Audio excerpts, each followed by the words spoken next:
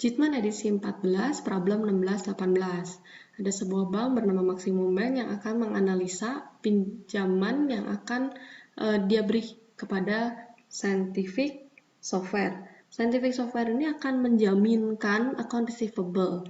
Jadi bank ini memilah-milah, oh mana aja account receivable yang kira-kira bisa dijaminkan gitu.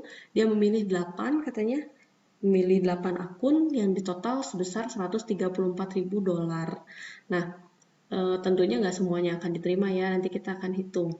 Nah, prime rate-nya sekarang sedang berlaku ada 8,5%, yang mana bunga pinjaman yang diberikan oleh Maximum Bank itu 3% di atas prime rate. Maka kita bisa hitung pertama-tama prime rate-nya dulu, interest rate-nya adalah 11,5%. Yang mana juga komisi, dia minta komisi 2% daripada pinjaman tersebut. Nah, kita akan lihat dulu kalau misalnya sepertinya akan ada return and allowance gitu. Jadi kan kalau misalnya account receivable kan pasti akan ada jaga-jaga ya gitu. Nggak akan semuanya juga ketagih, tapi bisa jadi yang paling memungkinkan adalah adanya retur gitu. Namanya retur kan pasti akan mengurangi account receivable yang jumlah account receivable, artinya uangnya juga nggak akan diterima segitu kan. Maka kita lihat dulu bahwa ada maksimum ada adjust return and allowance sebesar 10%, yaitu 13.400. Nah, kalau kayak gitu kan sebenarnya bisa aja bank meminjamkan uang sebesar 134 kurangi dengan 13.400, udah bisa, dia sebenarnya bisa dapat 120.600. Tapi ntar dulu, bank juga kan gak punya resiko ya, jadi dia nggak akan pinjemin semua 100% daripada account receivable collateral itu. Dia mau adjusted sebesar 85% aja. Maka maksimum amount yang akan diberikan adalah 102.510. Itu untuk kasus yang A. Untuk kasus yang B, dia bilang si scientific software-nya itu udah deh pinjam aja deh 100.000 aja. Tapi lagi mikir mau setahun, 6 bulan atau 3 bulan ya. Coba dong tolong hitungin katanya gitu. Yang pertama harus dihitung adalah biayanya dulu. Biayanya berapa? Kalau misalnya pinjam 1 tahun, udah pasti biaya yang pertama adalah biaya bunga. Biaya bunganya bukan yang 8,5 tapi 11,5. Ini anggapannya selama 1 tahun itu dia prime rate-nya nggak berubah-ubah gitu ya. Oh, oke, setahun. Jadi langsung aja 11,5% kali 100.000. Jangan lupa ditambah dengan yang adanya commission charge. Commission charge sebesar 2% dikali dengan loan principal.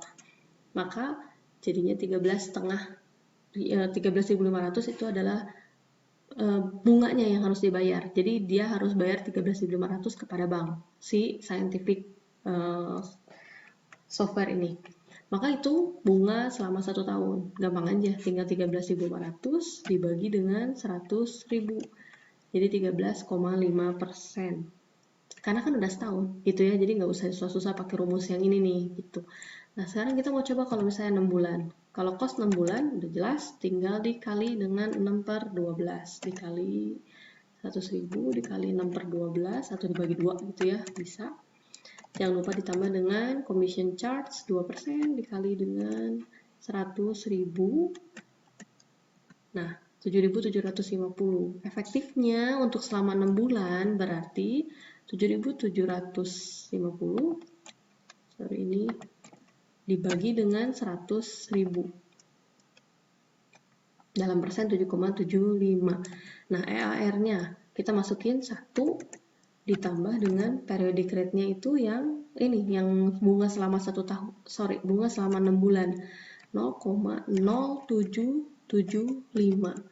dipangkatin dengan, nah di sini tuh selama 1 tahun 6 bulan berulang berapa kali gitu ya. Selama 1 tahun 6 bulan berulang berapa kali? 2 kali. Makanya saya senang dengan cara tersebut. Jangan lupa semuanya dihitung dulu baru dikurangi 1. Maka sebetulnya EAR atau effective interest rate-nya dia, effective annual rate-nya dia adalah 16,1%. Jadi lebih mahal ya, jelas kalau minjemnya cuma 6 bulan. Karena kenapa ya? Commission charge-nya sama bayarnya. Terus kita lihat satu lagi yang cost untuk 3 bulan. Kalau dia pinjam 3 bulan gimana? Hitung dulu bunganya.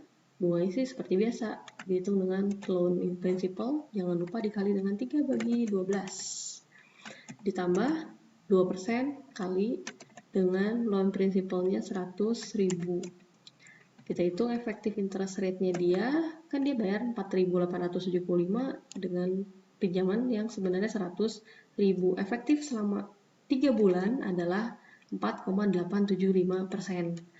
Maka kita hitung EAR-nya sini 1 ditambah dengan 0,04875 dipangkatin dengan setahun ada berapa kali sih? 3 bulan? 4 kali. Gitu ya. Kurangi dengan 1, maka kita dapat THR-nya 20,97%. Jadi udah jelas kalau misalnya pinjaman lebih pendek malah ternyata sebetulnya ya lebih mahal. Karena apa? Kan commission charge-nya tetap gitu. Padahal ya interest-nya ini proporsi ya, tapi kan commission charge-nya tetap.